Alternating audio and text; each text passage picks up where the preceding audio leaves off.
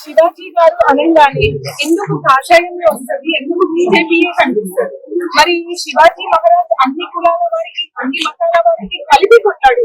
మరి అతని జయంతి ఉత్సవాలు వచ్చేసరికి ఎందుకు కాషాయంలోనే కనిపిస్తుంది?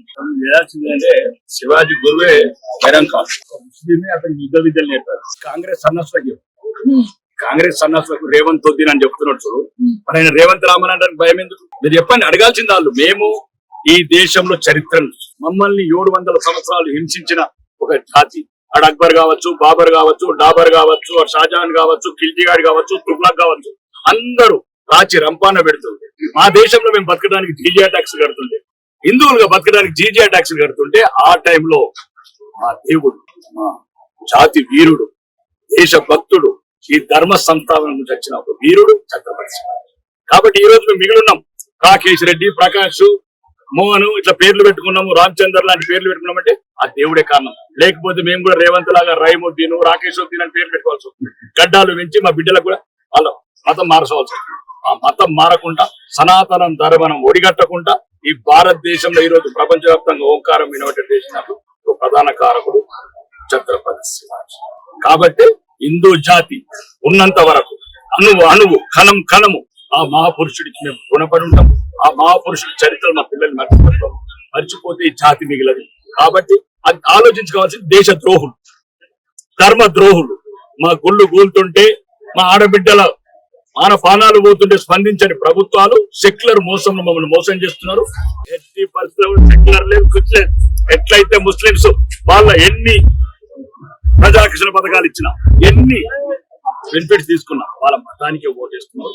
హిందువులు కూడా వాళ్ళ మతం వైపు నిలబడండి, దేశం వైపు నిలవండి, ధర్మం నిలవండి. మనం అందరం ఒకటైతే ఇంకా ఈ సెక్యులర్ ముసుగులో ఉన్న రాజకీయ నాయకులు ఉన్నారు. భవిష్యత్తులో హిందువులంతా ఆత్మాభిమానంతో, ఆత్మగౌరవంతో భారతదేశంలో. మరి ఇప్పుడు మనం ఏ ఎలక్షన్స్ చూసుకున్నా, ఎక్కడ చూసుకున్నా హిందువుల ఐకమత్యం ఎందుకు దెబ్బతింటుంది? ఒకరు పోటీ చేస్తున్నప్పుడు మరి మిగతా వాళ్ళు ఎందుకు పోటీని ఇస్తున్నారు? అక్కడ యునానిమస్ గా ఎందుకు చేస్తలేరు? ఒకరికి ఎందుకు సపోర్ట్ చేస్తలేరు అంటారు. హిందువులు ఉంటే కదా దేశంలో హిందువులు లేరు కదా. ఒకడు కులం పథకాన్ని విడిపోయాడు, ఒకడు మతం అని విడిపోయాడు, ఒకడు ప్రాంతం అని విడిపోయాడు, ఒకడు భాష అని విడిపోయాడు. ఎక్కడ ఉంచారు మమ్మల్ని? ఏకం కావాలంటే ఛత్రపతి శివాజీ స్ఫూర్తితో మాలాంటి వాళ్ళం పోతాం. దేశం గురించి అన్ని త్యాగం చేయడానికి వచ్చాం. ఒకవేళ మీకు ఒక ఉదాహరణ చెప్తాను. ఛత్రపతి సామ్రాజ్యం 15 రోజులు ఒక జోకరేషం వేసి ఔరంగజేబు అనేవాడు కుమారుడు 15 రోజులు చర్మం వచ్చి, నాపిక తీసి, కళ్ళు తీసి, గోర్లు బీకి, నరాలు చర్మం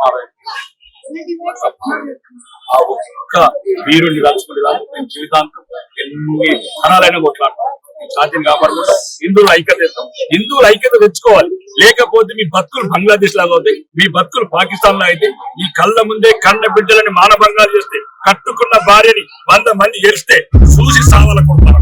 ఎట్లయితే చూస్తాం మా వరకు రావాలనుకుంటున్నారో, మీకు పక్కిళ్ళు తగిలే వరకు మా అనుకుంటారో చూడండి. బోధాలు ఎట్లయింది చూడండి, బైన్సాలు ఎట్లయింది చూడండి, ఓటు సీట్ ఎట్లయింది. ఈ రోజు అక్బరుద్దీన్ లాంటి వాళ్ళు ఎందుకు మాట్లాడుతున్నారు? వీళ్ళు మన లాంటి ఐక్యత లేక హిందువులను ఈ రోజు కలిసి ఐక్యత చేస్తాం. భవిష్యత్తులో ఈ జాతిని, ఈ ధర్మాన్ని ప్రపంచవ్యాప్తం చేస్తాం. శివాజీ మహారాజ్ అనేసరికి కోటలో ఉన్నా, కారాగారంలో ఉన్నా, ఆయుధం ఉన్నా, నిరాయుధంగా ఉన్నా, ఎలా ఉన్నా ఆయన ఒక గెలుపుకు చిహ్నమైంది. మరి ఈ యువత గెలుపుకి చిహ్నంగా మారాలంటే ఏం చేయాలి? ఆ యువత వల్లనే మూడోసారి భారత ప్రభుత్వాన్ని వెళ్తున్నాం. ఆ యువత వల్లనే ఒక్క రాష్ట్రంలో లేని భారతీయ జనతా పార్టీ 21 రాష్ట్రాలు వెళ్తున్నాం. ఒక్క సీట్లు లేని తెలంగాణలో 8 సీట్లు గెలిచాం. కాబట్టి ఎప్పుడు నిరాశ లేదు. ఇది ముందుకు సాగుతున్న ప్రయాణం. త్వరలోనే భారతదేశం అంతా ఎక్కడ కూడా చెప్తున్న ప్రజలకు ఒక్క బుల్లెట్ వెళ్చే అవసరం లేదు. ఈ దేశం కాంగ్రెస్ తీసేస్తారు. ఈ దేశంలో కాంగ్రెస్ ముక్తు భారత్ చేస్తే ఈ దేశంలో ఏ తీవ్రవాది ఉన్నాడు, ఏ ఉగ్రవాది ఉన్నాడు, ఏ ఆక్రమణదారు ఉన్నాడు, ఒకటి కాంగ్రెస్ ముక్తు భారత్. అప్పుడు ఈ దేశంలో బుల్లెట్ కూడా కాల్చవలసి. ఈ దేశాన్ని మేము కాపాడుకుంటాం. రానున్న రోజులు తెలంగాణ కూడా కాషాయ జెండా ఎగరేస్తుంది. మరి ఇంకా మంచి మహావీరుడి కథ ఎక్కడ మంచుకి కూడా కనిపిస్తుంది. ఎల్కేజీ నుంచి నుంచి పీజీ వరకు ఎక్కడ శివాజీ మహారాజ్ యొక్క చరిత్ర పాఠాలలో, పాఠ్య పుస్తకాలలో లేదు. మరి దీన్ని ఏమంటారు? అదే ఎక్కడైతే మా ప్రభుత్వం ఉన్నత స్థానం గౌరవం ఇస్తుంది.